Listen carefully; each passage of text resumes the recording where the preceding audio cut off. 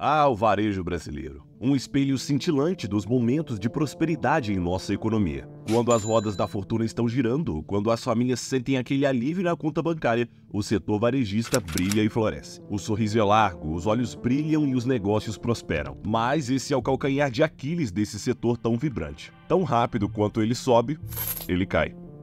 Quando as coisas estão exuberantes, ele plana pelas alturas. Mas quando os tempos se tornam sombrios e as nuvens se fecham, o varejo é o primeiro a sentir o golpe e o primeiro a dobrar os joelhos. Por isso, nesse vídeo, vamos te contar o que mais em 2023 o varejo brasileiro está reservando e também por que esse pode ser o ano do fim de uma grande e tradicional rede do setor. Conhecimento Mestre apresenta a crise do varejo brasileiro.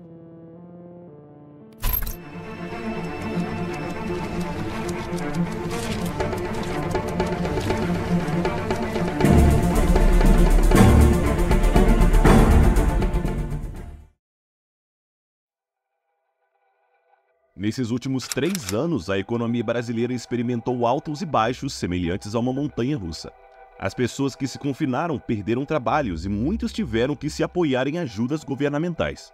O comércio tradicional viu uma crise colossal e o varejo se viu atormentado.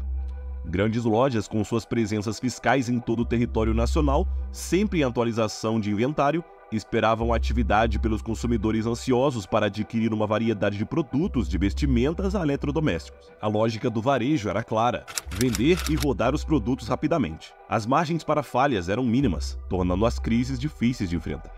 A Magazine Luiza, uma das gigantes, sofreu consideravelmente, sendo uma vez tida como a Amazon brasileira. A subida rápida como um barco em mar tranquilo ruiu ao encontrar mares tempestuosos. Agora essa corporação que viu o céu como limite percebe que a queda também pode ser sem fim. Desde 2020, a Magazine Luiza despencou, perdendo 75% do seu valor de mercado apenas em 2021. E em 2022 prosseguiu com perdas, suas ações caindo mais de 60%.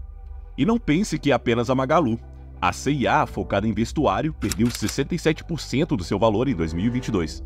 Não é uma surpresa, dado o golpe sofrido pelo setor com o isolamento e a cessão do comércio eletrônico, levando as ações da loja Renner caírem 21,77%.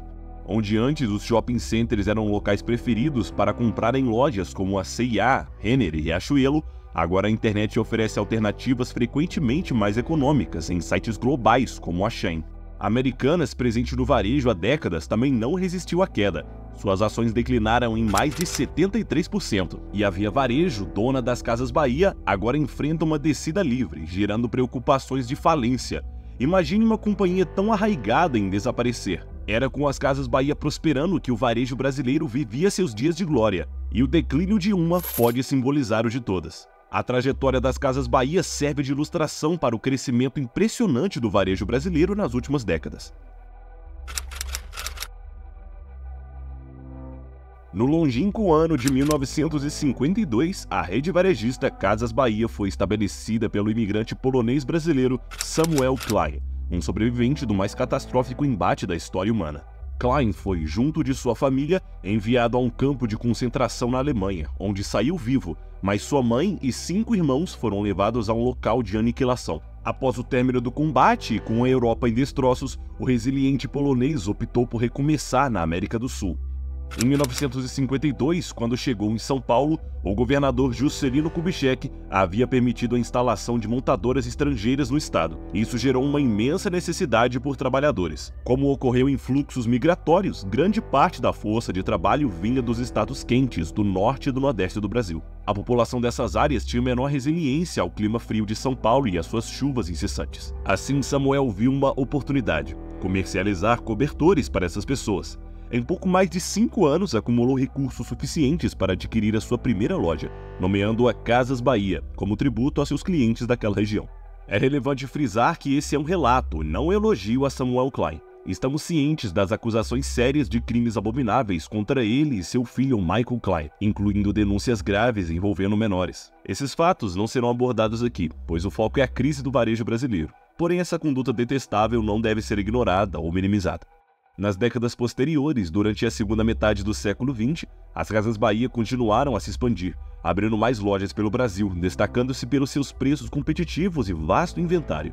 A varejista estava disposta a atender todas as classes sociais, com preços baixos e formas de pagamento variadas. O famoso carnê das Casas Bahia foi uma ferramenta popular, permitindo compras sem comprovação de renda. Essa política de crédito era um motor de crescimento. A empresa fez grandes investimentos em publicidade, incluindo uma homenagem à banda Mamonas Assassinas em 1996, que ajudou a disseminar a marca. Comerciais televisivos como o famoso Quer Pagar Quanto tornaram-se ícones, enfatizando os preços acessíveis e facilidades de parcelamento, embora tenham gerado controvérsias legais.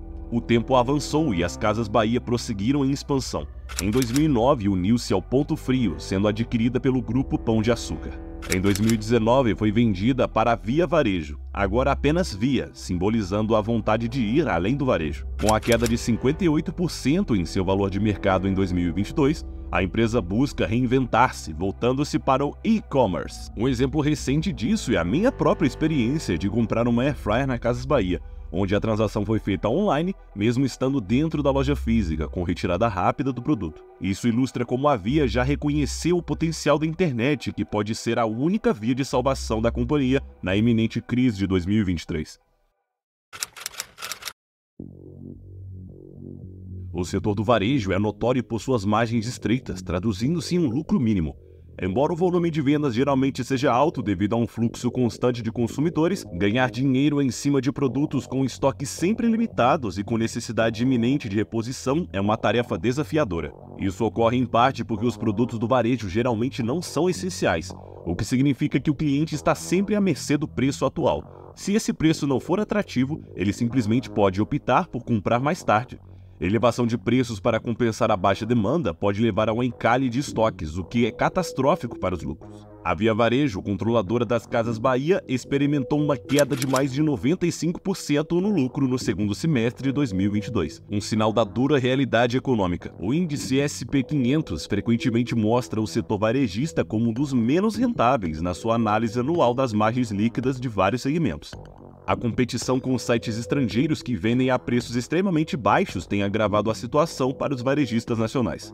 Em meio a preços necessariamente competitivos, grandes estoques e margens de lucro apertadas, o risco de falência é notoriamente mais alto no setor do varejo do que em qualquer outro. A economia nacional também tem um impacto direto no varejo. Em um contexto de inflação e taxas de juros elevadas, o crédito torna-se mais caro, o que afeta diretamente o preço de bens como eletrodomésticos e móveis. Isso leva a uma redução na demanda, pois, como mencionado anteriormente, se os preços estão altos, os consumidores hesitam em comprar. Além disso, as altas taxas de juros podem levar a prejuízos, já que o custo do financiamento para repor o estoque pode resultar em perdas para o varejista. O panorama já está sombrio e não mostra sinais de melhoria para 2023, com inflação persistente, juros elevados e incertezas políticas surgindo como obstáculos para empresas como a Via. A chegada da internet também ameaça o setor do varejo tradicional. Um estudo intitulado Tendências do Varejo 2023 revelou que, além dos preços competitivos, os consumidores valorizam a conveniência de fazer compras online. Essa modalidade permite comparar preços, monitorar diversas promoções simultaneamente e evitar filas em lojas físicas. Para o início de 2023, o setor varejista já prevê uma diminuição de 6,4% nas receitas. São tempos difíceis para um setor que está longe de seu auge. Falências têm se tornado comuns, com a Ricardo Eletro sendo um exemplo mais recente e notório, passando de uma grande concorrente das Casas Bahia para uma empresa falida e abandonada. Será esse o destino inevitável dos gigantes do varejo como a Casas Bahia? Somente o futuro dirá, mas no mundo do varejo, o tempo parece passar mais depressa.